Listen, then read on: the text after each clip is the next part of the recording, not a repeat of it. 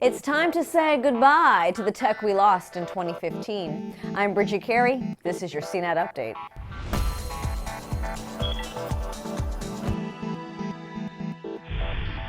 This is usually the time when everyone looks back at the tech triumphs of the past year, but we also have to look back at the duds, the failures, and the flops. In this special episode of Update, we pay our respects to the gadgets and apps that we lost in 2015.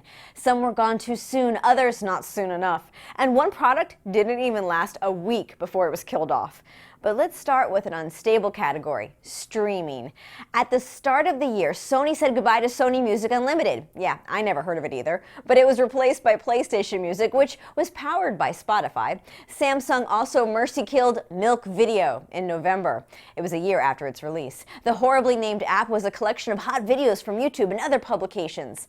Beats Music is on its deathbed. Apple said it'll shut down the service in January as it pushes subscribers to convert to Apple Music. Now, those who love streaming books had to say goodbye to Oyster. The service was like a Netflix for ebooks, costing $10 a month. It was launched in 2013, but it was acquired by Google in September. All subscriptions will be shut down by January.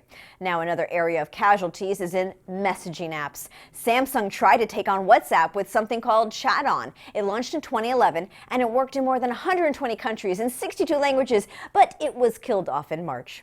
Facebook kept trying to take away the thunder from Snapchat. There was Slingshot in June last year, which also had disappearing messages that you could doodle on. Facebook's Riff app came out this year on April 1st, no joke, and it was a way to make weird videos with friends, like a Vine, but you pass the baton on to a friend to keep the silly going.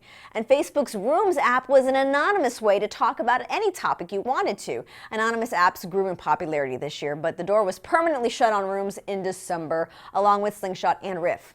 Now, also the controversial anonymous app Secret was shut down also in April.